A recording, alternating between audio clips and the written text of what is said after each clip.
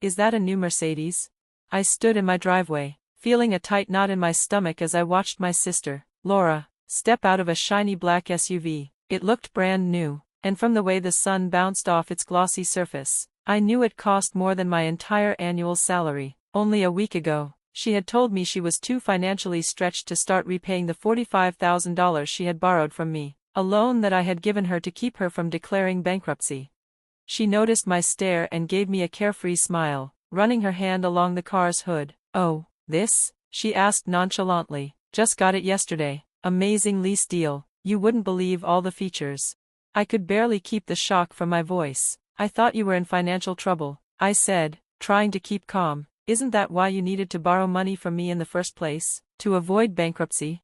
Laura waved her hand dismissively, as if the question was nothing more than an annoyance. "I still am, but this is different. It's just a lease, and I really needed something reliable for work." I couldn't help but remember the tears she'd shed when she showed up at my door a year ago, telling me how her credit card debts were piling up and how she might lose her house. She had said she had no other options. She begged me for help, and like the good sister I am, I had written her a check the same day. It was money I had carefully saved for my own house down payment, but I gave it to her because I wanted to help. That's what family does, right? "But your old car was only 3 years old," I reminded her, "and you promised to start paying me back after 6 months. Laura rolled her eyes and snapped back. "Rachel, don't be so uptight. You're fine. You've always been good with money. It's not like you really need it right now. Anyway," she pulled out her phone to check her reflection in the screen. "Oh, did I mention? I'm planning a trip to Europe this summer. You should come. It might be a bit expensive for you, though." I stood there, speechless. My heart pounded in my chest. She was casually dismissing the money I had lent her, as though it wasn't a big deal. She was flaunting a brand new luxury car while I was still stuck renting a small apartment, my dreams of homeownership slipping further away. She even invited me on an expensive vacation, while still owing me thousands. "Actually, I do need the money," I said, trying to steady my shaking voice. "I was planning to use it for a house down payment." "Well, maybe this is a sign you should keep renting," she shrugged, as if the idea of owning a home was some unnecessary burden. "Property ownership is so much responsibility." She glanced at her watch. "Anyway, I can't stay. I have a spa appointment. Let's do lunch sometime soon."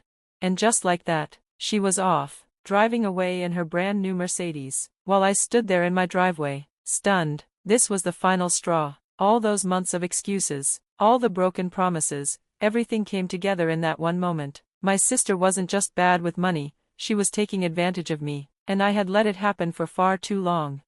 Growing up, Laura had always been the charming one. She could talk her way in and out of any situation, and she always found someone, usually our parents, who would bail her out of trouble. When she maxed out her first credit card at 19, my parents paid it off. When she dropped out of college, they made excuses and told her she was finding herself. Every time she made a financial mistake, there was a safety net waiting for her.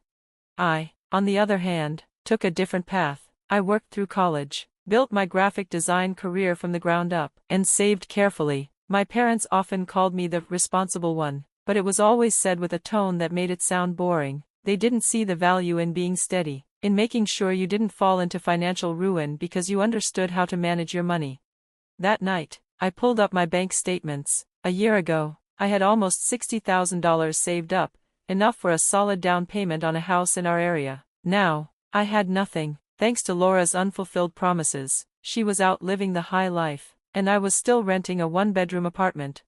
A text came through from my mom. "Mom, Laura just showed us her new car. Isn't it gorgeous? She said she got an amazing deal." Of course she had. Laura always found these amazing deals that left her broke every time. I thought about telling my mom about the unpaid loan, but I knew exactly how that conversation would go. "She's going through a rough time," Mom would say. "You know how hard things have been for her since the divorce." That excuse was getting old. The divorce had happened 3 years ago. Laura had received a generous settlement, a paid-off house, and a fresh start, yet here she was, acting like she had nothing, like she couldn't manage her finances, while she continued to live beyond her means. I opened an old email from Laura, from a year ago.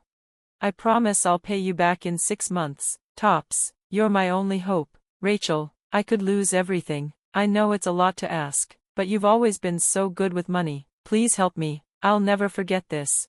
Below that email were months of excuses, car repairs, property taxes, a leaky roof, but somehow, she always had money for salon visits, trips, and now, a new luxury car. Another email pinged, and I saw Laura had sent a message to the whole family with pictures of her new car. Subject: New beginnings. Sometimes you have to invest in yourself. Invest in yourself? With my money? Money that was supposed to be invested in my future, in my dream of owning a home? I slammed my laptop shut, feeling the anger rise within me. This wasn't just about money anymore. This was about respect, about not being taken for granted by the person I had always tried to help. The next day, I gathered all the evidence, every email, every text, every bank transfer. I meticulously created a timeline of her broken promises, a pattern that couldn't be ignored. I even found the napkin where she had written her repayment plan that day in my kitchen. I had kept it, thinking it might come in handy later. Now, it sat in my growing file of betrayal. That night, I received a text from Laura, inviting me to a spa weekend with her friends. "You should come," she wrote. "We could work out a payment plan for your share." I couldn't believe it. She was inviting me to spend money on a spa weekend while still owing me $45,000. The nerve of her. The next day, my cousin Jenny called me. "I saw Laura's new car on Instagram," she said cautiously. "Isn't that the same sister who borrowed your house down payment?"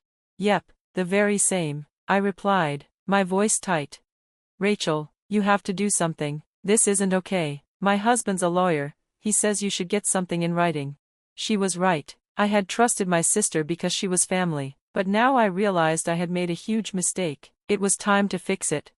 "I know what's going to happen," Jenny said. "The whole family is going to say you're being harsh. They'll tell you to be understanding because she's going through a tough time.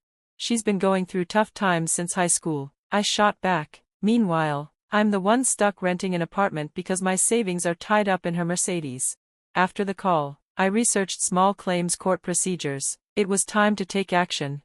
The following day, I sent Laura a formal demand letter. 3 days later, she showed up at my apartment, waving the letter. "Are you serious with this legal stuff?" she yelled. "I'm your sister. You can't sue your own sister." I looked her square in the eye. "You had a year to handle this like family. Now we're handling it like adults who made a financial agreement." Laura had made her choice when she bought that Mercedes. Now, it was time for me to make mine. "It changed the day you decided your Mercedes was more important than your word," I said calmly, locking eyes with Laura. True to form, Laura rallied the entire extended family against me. Aunts called me, telling me I was being unreasonable. Cousins sent messages about family loyalty. Even Grandma chimed in, expressing her disappointment in my actions. I saved every message in my legal file, each one proving how Laura had turned the family against me. She had successfully twisted my attempt to get repaid into something that made me seem like the villain. It was all part of her playbook: make herself the victim and make me feel guilty for holding her accountable. The only person who stood by me was my cousin Jenny. She sent me daily texts, offering her support and keeping me updated with advice from her husband, who was a lawyer. It was a small but crucial lifeline in the middle of this storm. A week before the court date, my parents invited me over. When I walked into the kitchen, I saw Laura sitting at the table, her face a mask of feigned innocence. My parents were clearly trying to work something out, but this wasn't the innocent family conversation I hoped for. "We have a proposal," my dad said, pulling out his checkbook. "We'll pay half of what Laura owes you. You can drop the court case, and we can put this whole ugly business behind us." I took a deep breath, trying to stay calm. "That's very generous of you," I replied. "But no, this isn't about fixing Laura's mess again. This is about her facing the consequences of her actions." "But I could lose my car," Laura interjected, her voice rising in panic. "If I have to pay all of it at once, they might repossess it." I couldn't believe the gall of her. "You should have thought about that before you bought it with my money," I shot back. "It wasn't your money anymore," she snapped. "I borrowed it." "That's not how loans work, Laura," I said, my voice steady. "You don't get to decide that you're keeping the money, especially when you agreed to repay it." My mom began crying, her voice trembling. "Please, Rachel, this is tearing our family apart." I felt my frustration rise. "No, Mom, Laura's actions are what's tearing this family apart. I'm just refusing to pretend it didn't happen." "But she's your sister," my dad argued again, looking at me desperately. "Yes, She is, I said firmly, and as my sister, she should have respected me enough to keep her word, not buy a luxury car while owing me money, not treat me like a bank that doesn't need to be repaid. Laura stood up suddenly, her face twisting in anger. Fine, you want to destroy this family over money? Go ahead, but don't expect me to ever forgive you. I watched as she stormed out, her dramatic exit hitting all the familiar notes, the tears, the guilt trip, the feeling that somehow, I was the one in the wrong. It had always worked in the past. The family would rush to soothe Laura, to fix things for her, to make excuses for her. Not this time. I'll see you in court, I called after her, feeling a sense of calm determination wash over me. Then I turned to my parents, and if you try to pay her debt for her, I'll name you as co-defendants for attempting to obstruct justice. My dad's face went pale, my mom's tears stopped instantly. For the first time, they weren't looking at me as the dependable daughter they could always count on to make things right. They saw me standing my ground. The morning of the court hearing, I arrived early, dressed in my most professional outfit, and carrying my carefully organized file of evidence. Jenny came with me for support, and her husband had helped me prepare my case. I felt calm and ready for whatever would come next. Of course, Laura showed up late, walking in like she didn't have a care in the world. She was dressed in designer clothes and carrying a brand new handbag that probably cost more than my rent. Our parents sat behind her, looking uncomfortable in the small courtroom. The judge, a no-nonsense woman in her 60s, listened carefully as I presented my evidence, the original bank transfer, Laura's written promises to repay me, the timeline of her excuses, and photos of her recent purchases, including the Mercedes. When it was Laura's turn, she tried her usual tactics, tears, talking about family loyalty, and blaming her divorce from 3 years ago. She even claimed the car was a necessity for her career in real estate. The judge wasn't having it.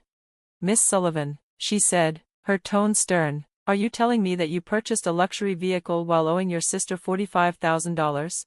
It's just a lease, Laura protested, and I needed it for work. That's not what I asked, the judge said sharply. Did you buy a new car instead of repaying your sister? Well, yes, but… And these vacation photos posted on your social media last month, was that trip necessary for work as well? Laura shifted uncomfortably in her seat. No, but… Miss Sullivan, the judge continued, this court takes a very dim view of individuals who demonstrate such blatant disregard for their financial obligations. Your sister has provided substantial evidence of both the loan and your ability to repay it, had you chosen to do so. I could see the realization sinking in on Laura's face. Her usual tactics weren't working. The judge wasn't part of the family. She wasn't going to be swayed by tears or guilt trips. She was looking at the facts. Furthermore, the judge continued, your social media posts suggest a pattern of frivolous spending while actively avoiding your debt. This court finds in favor of the plaintiff. You are ordered to repay the full amount of $45,000 within 90 days. 90 days? Laura gasped. That's impossible. I don't have that kind of money. Perhaps you should consider selling your new car, the judge suggested dryly, before moving on to the next case. In the hallway afterward, Laura stormed up to me, her eyes blazing with anger. Happy now? You've ruined everything. I stood tall and looked her in the eye. You ruined it, Laura. You ruined it when you decided your luxury lifestyle was more important than your integrity. Our parents lingered in the background, unsure of what to do. They had never seen Laura face any real consequences for her actions before. They had never seen me stand up to her like this. We could help with the payments, my dad started to offer, his voice uncertain. Don't you dare, I cut him off. She got herself into this mess with her choices. She can get herself out the same way. As I walked out of the courthouse with Jenny, I felt lighter than I had in months. The money mattered, yes, but this was about so much more than that. It was about standing up for myself. About refusing to be taken advantage of. And about breaking the family pattern of enabling Laura's behavior once and for all.